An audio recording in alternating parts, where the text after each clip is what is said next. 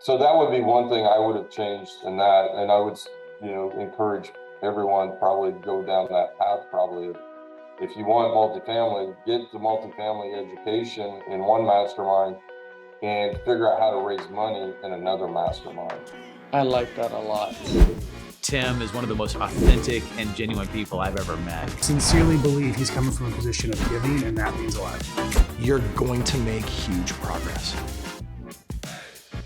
Hello, everybody. Welcome to today's capital raising show. I'm your host, Tim Mai, and on the line with us, I have a good friend and up and coming syndicator operators that's growing extremely well. So I'm super excited to interview with him today. His name is Mike Bailey.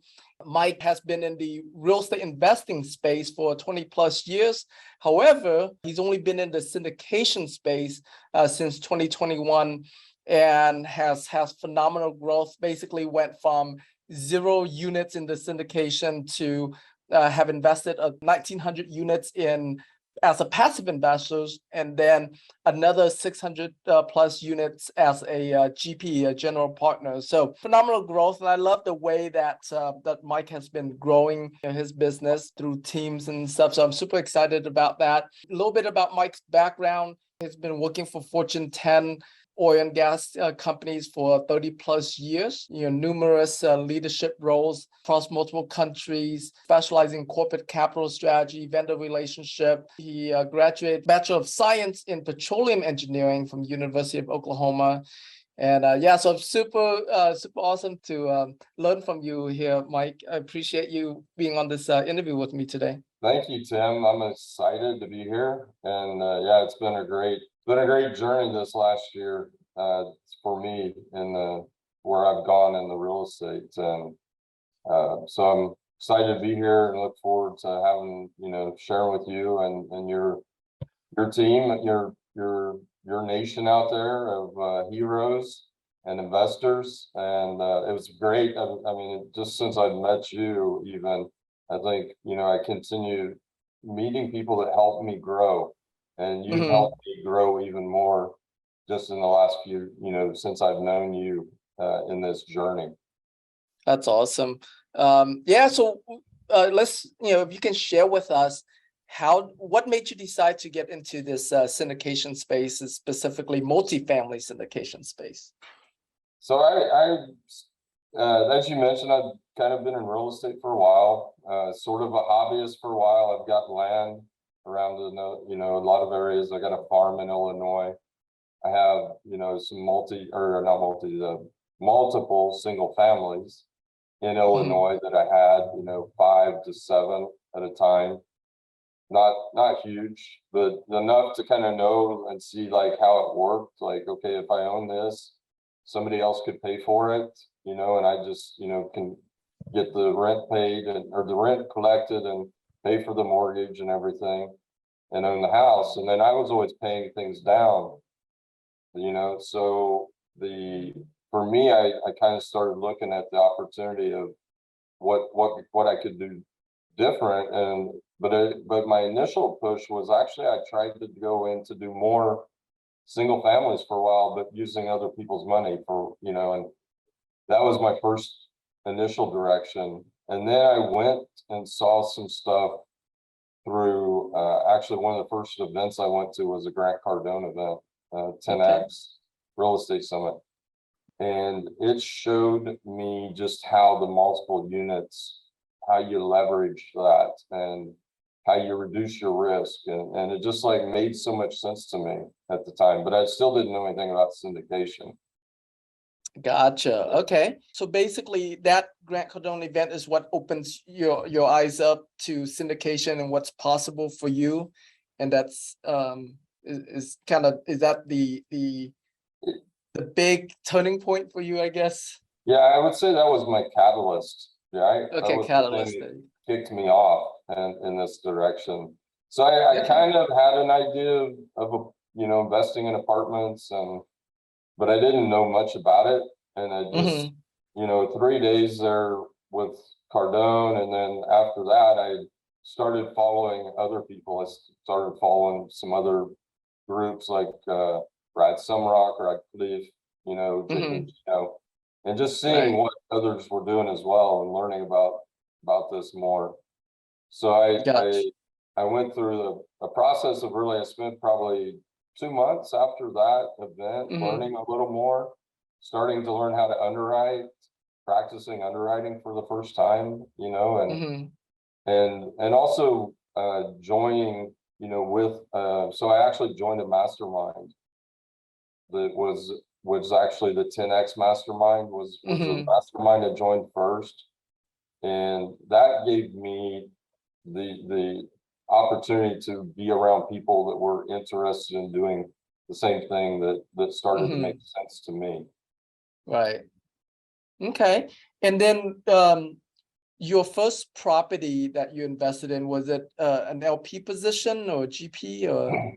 Yeah, and I still recommend this a lot. So I have a lot of, I'm so fresh into this, but there's so many new people joining all the time. It's amazing Mm-hmm. the growth of people interested in doing this. And everybody, asks about how to start, and I still tell them the same thing: is start out as a passive investor. Invest in. So what I did was I invested in a few different deals with different people. Mm-hmm. And the reason I invested for two reasons. Or maybe three, but reason was the investment was one. The second one was I wanted to have a relationship with that person they call the sponsor, the person running that deal, Right. the general partner of that. And I wanted to have a relationship with them to learn more from them about how they operate and how they do the investing, the whole process, and then the last part was actually to learn. So it was have a relationship to learn and to have an investment that's going to return me capital as well. I see. Okay. And then at what point, so how many deals were you invested in as a passive investor before you got into your first deal as a GP? I would say, I think it was about 6 total Oh, wow. Okay. deals that I invested in as a passive investor. And some of those relationships actually have been significant. And I'll talk later, I can share later as well, like, where that brought me. But initially, I went with those to have the opportunity, like I said, to learn and make those connections that I was looking for. Right. But that didn't lead me into my first investment. It actually still took me a little while to continue to learn and get confidence before I was ready to make the first one on my own. Mm-hmm.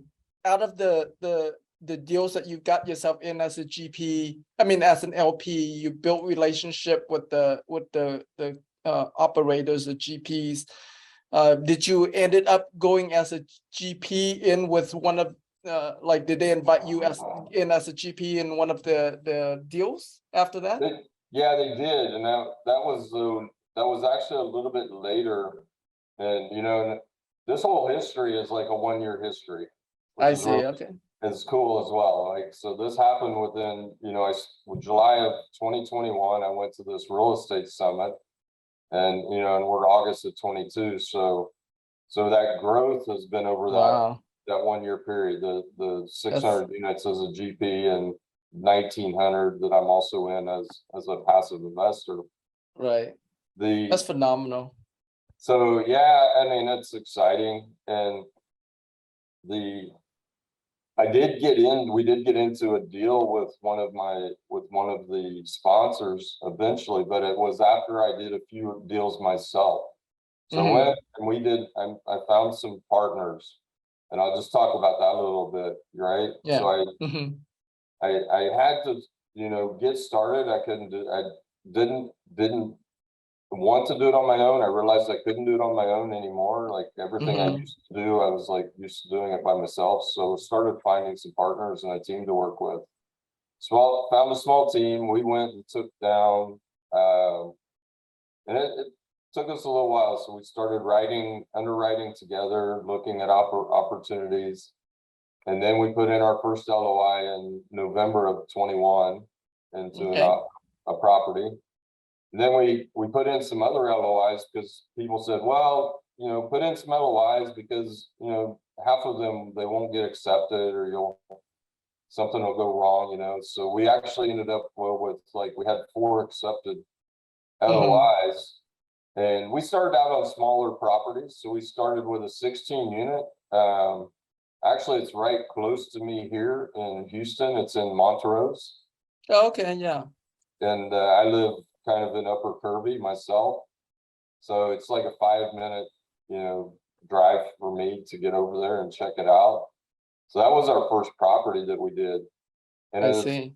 and it was such a learning experience through that, you know, and I know everybody says like, you should just go bigger because you're going to spend as much time. And it's probably true. It is true. I know, but I didn't, you know, it took me a little time to get that confidence to do the bigger ones myself. So we did a Right. couple of small ones. We did 4 small ones, 2 in Houston, 1 in Dallas, and 1 in Savannah, Georgia, which was a 42 unit. And that was, those 4 properties got us to 100 units. That was our first 100 units Gotcha.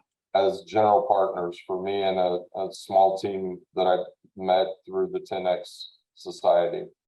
Gotcha. Okay. And so we'll talk about all 4 of those, but I want to hone in on the first one real quick. So how much was the capital raise on that first 16 units?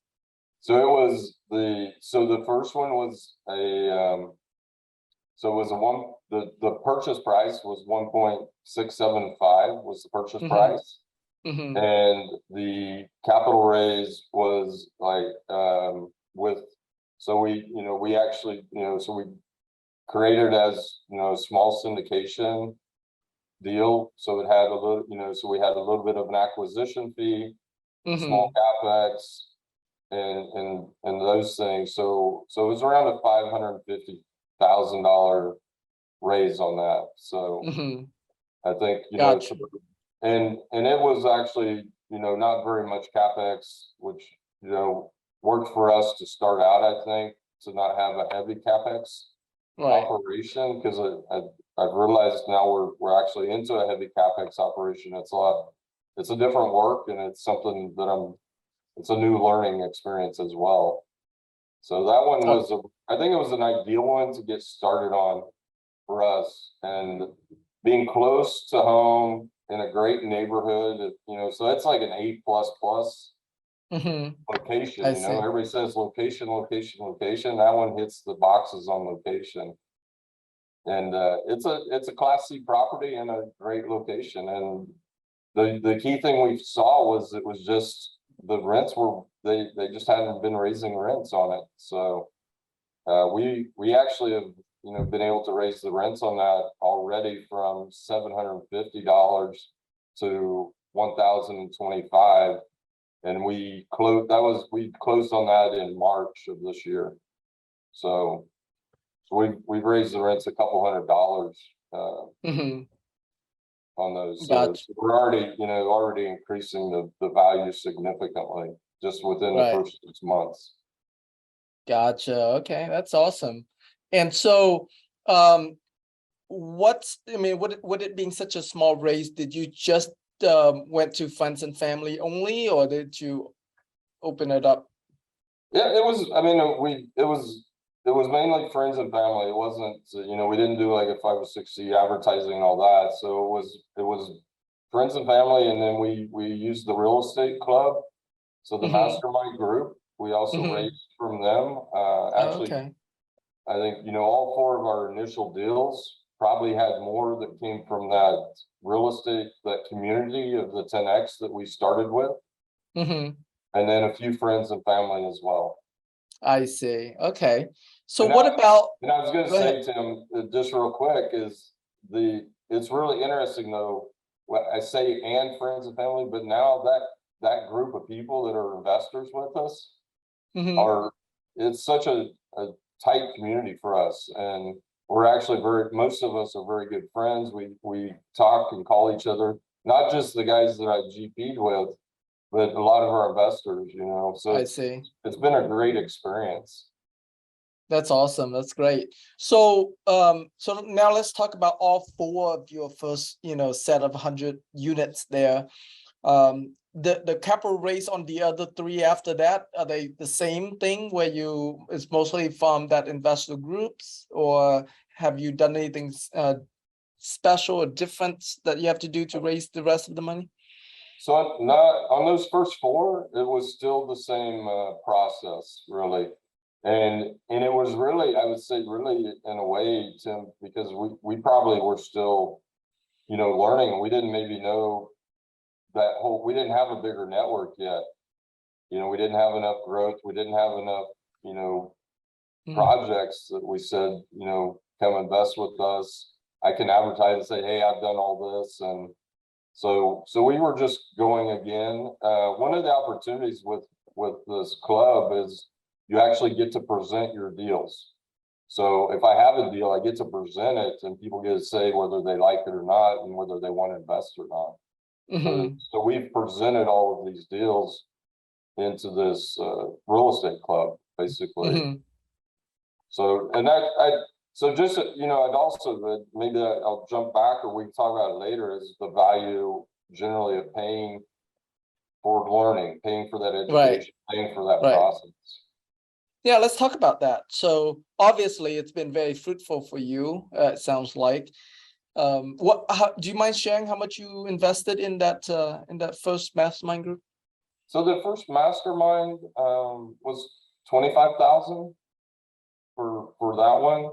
And I think, I've looked at a lot of other masterminds and I have a lot of friends now that are in in different masterminds. And I think they all range from like 15 to 30,000. Right. And I believe they're all as good as what we all put into them. So it doesn't necessarily matter which one I end up picking, but they're all going to, have a great return on investment if I put in the time and take the action and really, invest in, take care of, like, join the calls, join the coaches, go to the coaching calls, and connect with people that are in the group, right? Use that network to build from. Right. Have you found, I guess, the difference between raising money in a mastermind group where everybody has paid that, that high ticket versus raising money from like a seminar where everybody paid a few $100 to be in? Number one, have you been able to raise money from both of those categories?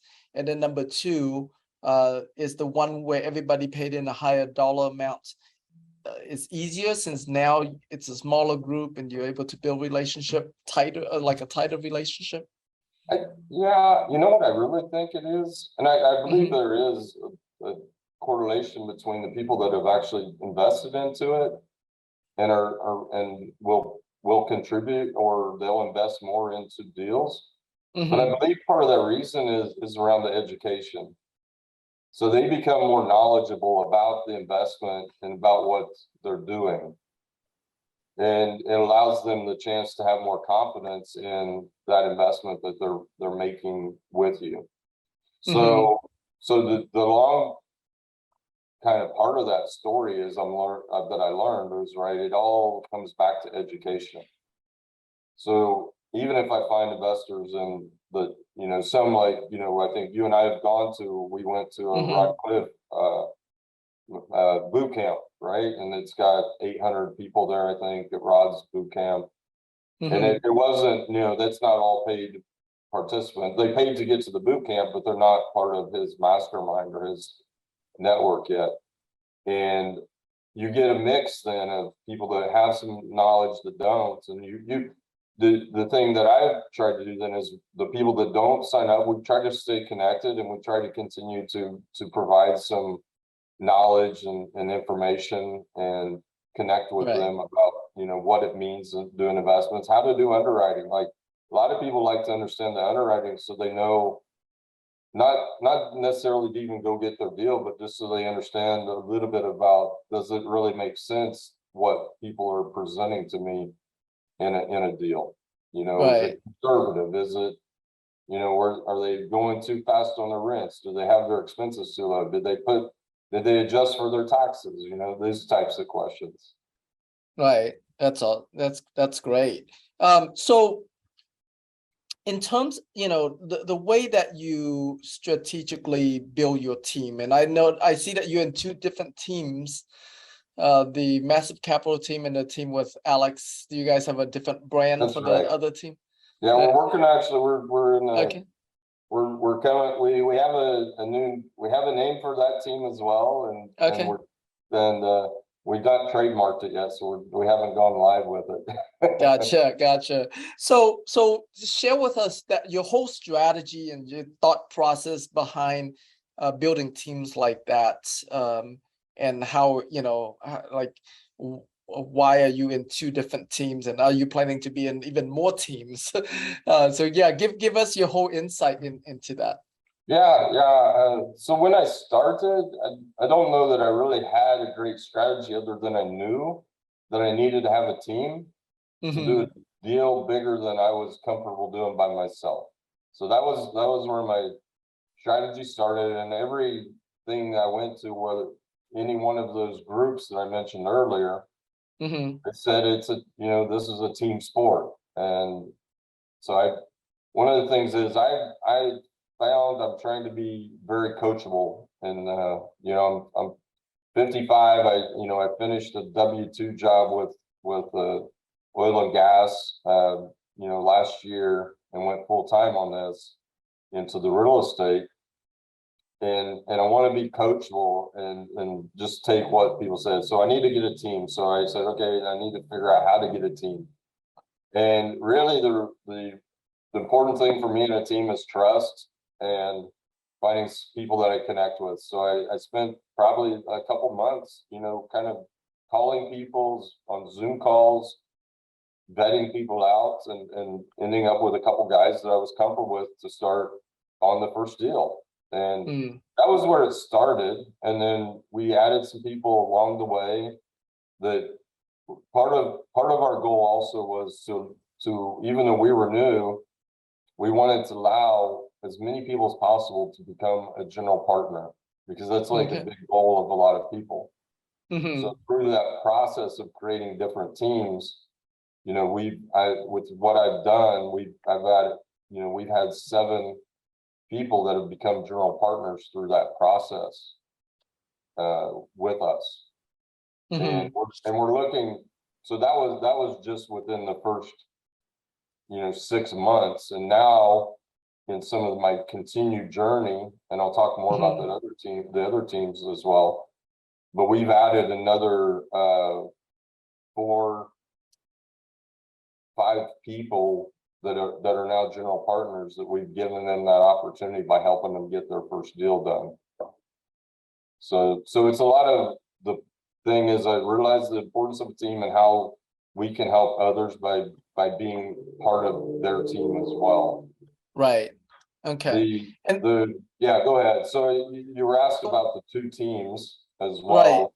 Right. And so the first team was, really the starting team. And we also realized we have on our team, we have people that were still very busy with their current W-2s. So we have the opportunity to we probably can't grow a lot because of some limitations there with people's W-2s and not being able to be full time, Right. versus being a full-time real estate. So then I ended up, and it was by chance actually, I ended up with the second team. I say chance, it was because I was taking action, and actually I went out and visited some properties for them, talked to them. I actually knew some of them from a different program, the Big Dog program, which some people know here in Texas, which is really a lot around single families, but they also have some multifamily as well. But I'm part of that program, and I met two of my current partners in Massive Capital are part of the Big Dog program. So it comes back, really, all the masterminds pay off. Paid off. That's good. All my connections have come from that. And now in Massive Capital, we're all 4 of us are full time into the multifamily real estate. I So see. nobody has, we're putting in the same amount, energy, time, and Mhm. and more the point, I think, is we're not constrained to stop growing through that process. Gotcha. And are you guys like actual partners in the business, or is it deal by deal? You're partnering on each deal individually. So massive capital is being structured more as a business joint Okay. together. Gotcha. Okay. We gave everybody in the team though an out. Okay, if there's a deal you really don't like, and everybody else likes it for whatever reason, or if you just don't have time for something or you're not ready, we've Right. given it out. I think we expect that we're all going to be in everything, I but see. we want it to be fair. Like, okay, you don't have to commit to do every single thing, but generally the plan is we're all in on everything we do. Gotcha. Okay, that's good. And then the other team, is it deal by deal basis or? It is deal by Okay. deal, but we work still as a core, and we do some other educations together. You mentioned Alex Right. Lovely, one of my partners, Thomas Varghese, John Sidoti, and Danny Hiriki are the partners that I started out with there. And we do different coaching like calls. Like Alex has a call he does on every Monday night. We all join in and support and give our help into that and trying to, help people grow at the same time. And Right. then we do some one-off calls as that team and trying to help people, typically our couple subjects are how do you find deals and how do you set up a good, how do you find your team? What's a good Mhm. team look like? So those are some of the calls we typically do. And then we do underwriting for beginners. Like we're not experts. I wouldn't say, that I'm an expert at it because, Mhm. people that have been doing this for a long time are the experts, but we've learned a lot and we're just trying to give back what we've learned and how, what we can share with them and our Right. experience. Okay. And then with each of these teams, does everybody have a specific role? So one person does under all the underwriting, or at least lead the main person, the main thing does underwriting, main like let's say another person, their main thing is to source deals, and another person, their main thing is to raise capital. You guys have divided up like that, or does everybody do kind of a little bit of everything? It's actually initially it was pretty much a hodgepodge initially, kind of everybody doing, because we were still, as we talked, I mean, this was early in our first deal. So we Hmm. were learning together and figuring out who could do what. So we were underwriting together. We wanted to be sure we were good with the numbers together. We went Hmm. and talked to lenders together, trying to find debt together. And then, we would do investor calls. Obviously, that should be together anyway, probably. So the initial deals, we did a lot of work together. And then later we started to segregate out into some of those common areas of underwriting, asset management. We had Hmm. some of us had a little more money than others. So some people are guarantor, some people, have different roles. Some people bring the risk capital. So we did have, we did end up with some different roles as we went through the process of that. Gotcha. Okay. And yeah, so what are your goals now moving forward, and how are you, like what's your plan, what's your strategy to achieve that goal? Yeah, so originally the goal was around the number of units and that goal with some knowledge, and it's probably still something related to a number of units, Hmm. but with some growth and knowledge, it's more related now to really a number of millions of dollars of assets under management. So, currently I'm at $65 million Hmm. of assets under management. So I'd like to be at 100 million by the end of this year, as part of my goal. and then we want to be adding at least, and we know it should be more of like not a linear line, but we want to be adding 75 million per year of assets under Okay. management, Okay. and it probably is sloping up more. It's probably 75, Right. 100, and so forth as we move forward. Right. Yeah. Okay. And then, so are you, so like, what's your strategy to make sure you achieve that or exceed it? So we're, again, really, it's we have some different opportunities coming around where the network. It's amazing. The network brings opportunities once you start staying involved. So we get opportunities that we hear about from other operators. Maybe they're exiting a deal. And they're going to say, "Hey, here's an opportunity. If you guys want to talk about it off, before it goes on market. If you want to, come in." We get some opportunities that maybe somebody's, not been able to close their deal, and we're able to come in and help them close the deal and support I them in the see. process. And then the other is we're actually, which I mentioned, we have two scenarios where we call operated by massive, OBM, and OBO, which is operated by others. So the operated by others is allowing us to grow our portfolio and we're touching other states around the country. So we're growing into North Carolina. So we partnered with some people on the ground. I We see. vetted them out, and we're adding units in North Carolina right now. So we're adding, 30 right now. It's 30 units, $3 million. We're going to add there. We added in Denver. We added some assets in Denver for $3 million. So we're just going to take those. We're not trying to operate them from afar. We're supporting the teams there. We provide asset management for them and the framework for it, and let them run the deal with us and our support. Gotcha. Okay. So if you were to redo this all over again, or if you were to advise someone new, would you do anything different than the way that you went about it? So I'll tell you one thing I did. I overcommitted I did more than one mastermind, and I wouldn't do multiple. I might do two, but I actually ended up signing up for three, which was a little too much. And I'm trying to be sure that I leverage all those and how I can utilize them. So I probably went a little heavy in my over investing in what I know is good, but I probably went a little too far into that initially, and did that.